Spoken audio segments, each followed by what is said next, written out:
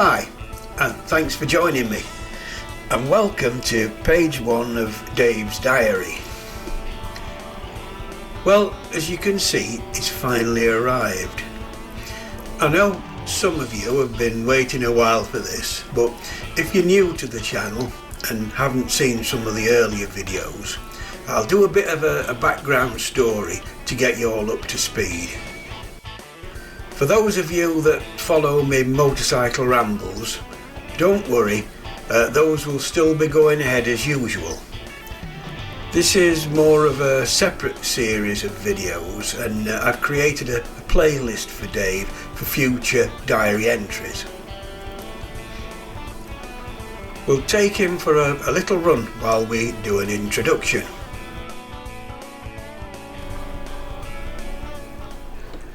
Dave's a 1942 Harley Davidson WLA.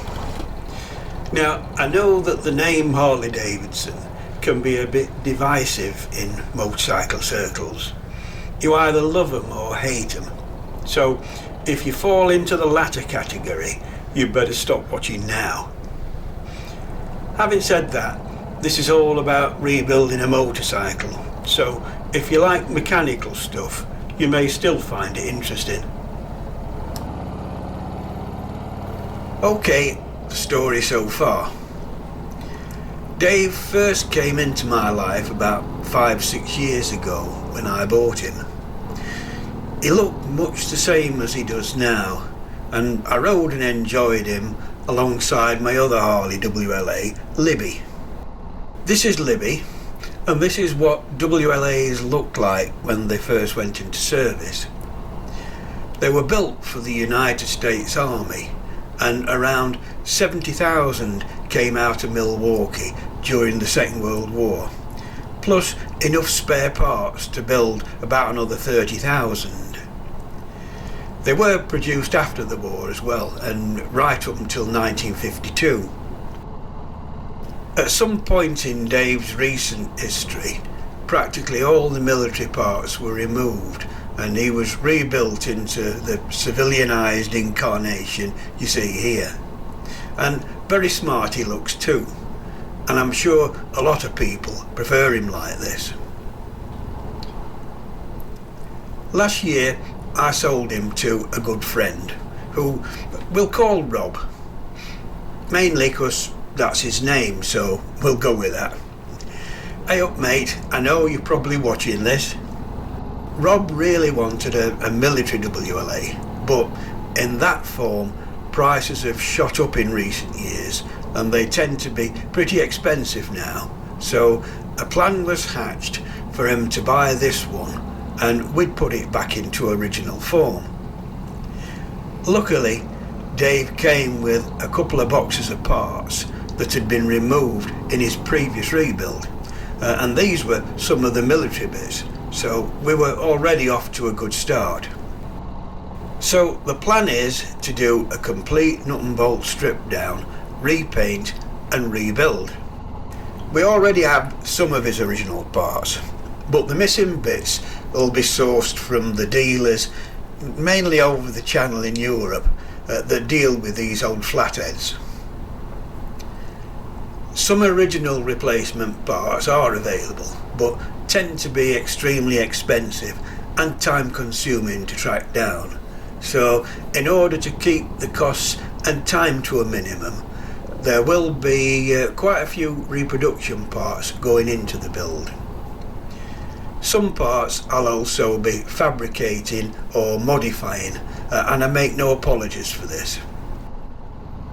I do have plenty of reference material to help, and it will end up looking something like he did back in 1942, though not correct in every detail. Let's face it, these bikes, when in service, were altered and fitted with whatever year parts were available to the motor pool to keep them running, so variation over time was the norm. My collection of books and manuals on these is pretty good. There's the Bible of WL Restorers, the Palmer book, that literally tells you what parts were fitted when and even how everyone was finished.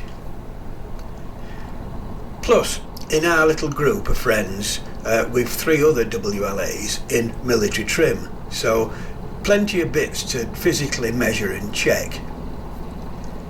This is the gang out for a run last year to York Farming Museum and Fimber Cafe. Right, enough of the background. I've had a clear out in the shed, so this will be Dave's home for however long this rebuild takes. I need to get him up on the bike lift first though and strapped down.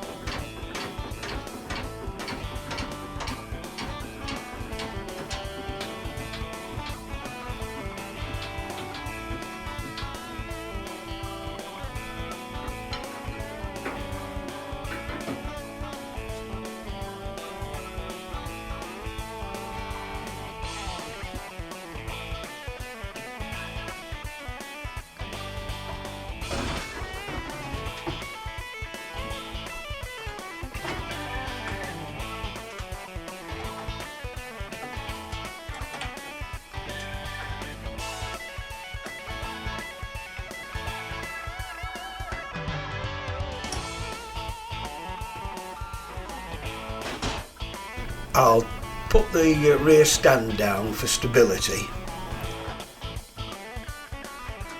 It's quite a snug fit in here, but there's room to get all round, and the bonus is that it soon gets quite cosy when the heating's on.